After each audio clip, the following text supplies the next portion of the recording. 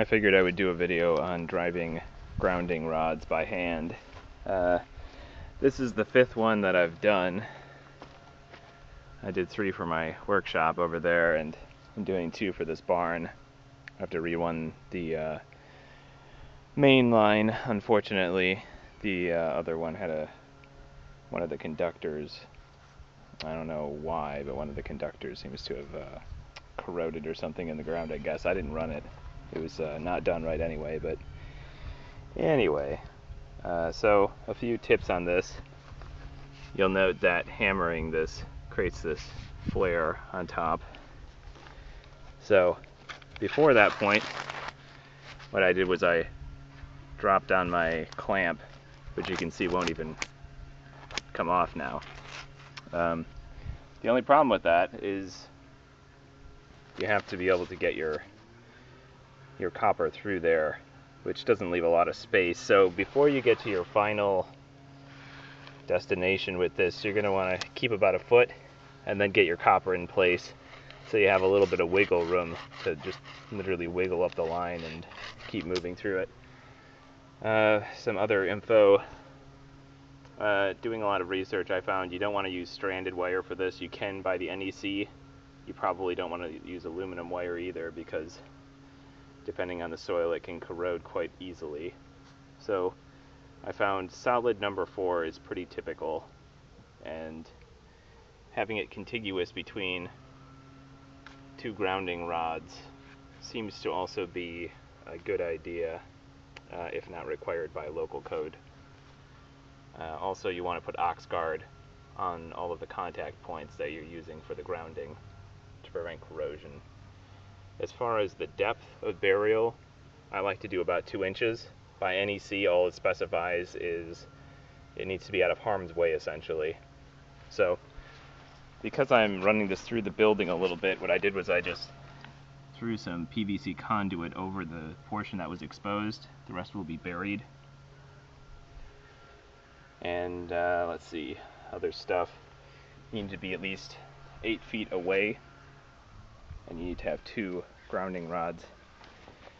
I believe I did 16 feet on my workshop, and I believe the minimum requirement is 8, and it kind of is a double-edged sword, because in theory you want it to be grounded as close as possible to your breaker box, and at the same time you want to have a distribution of grounding rods to have better connection with the earth. So you don't want to just have a single good connection and one bad connection, or if it's you don't want it all in the same area, because then you're wasting all that conductor you're driving in. This is an 8-foot. Another thing I read was you don't want to use galvanized grounding rods. Apparently that zinc just corrodes right away and reduces the connection. So those are my tips.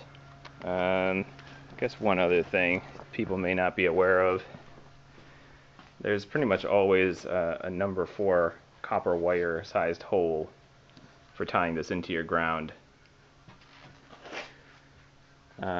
This is not ideal, but I'm kind of considering this within the wall.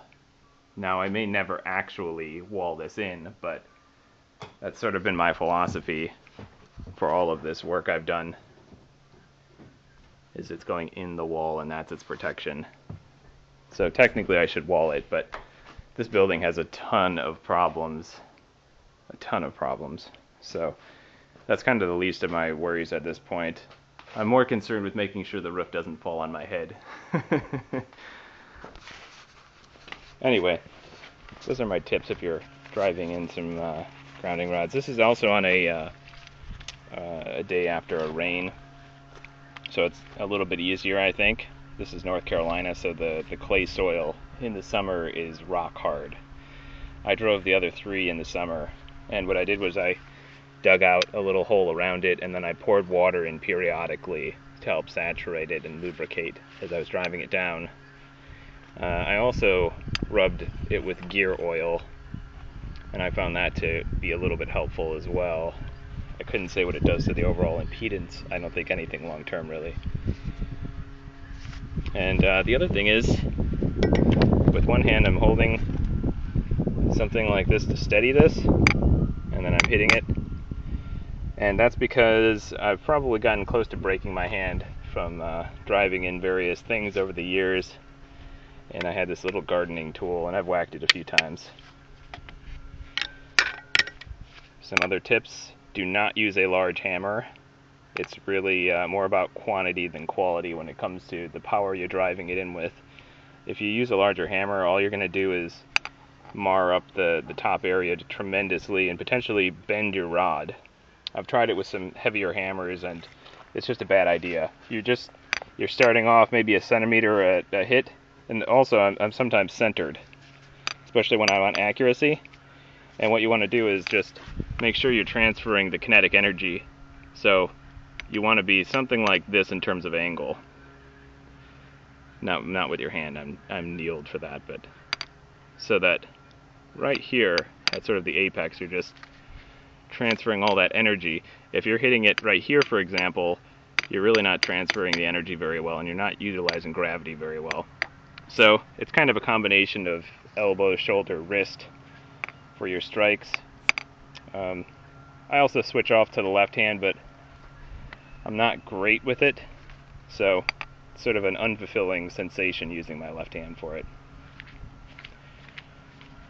And anyway, you're going to get down to your bottom, and probably every hammer strike will give you 1/10 of a millimeter or something ridiculously small.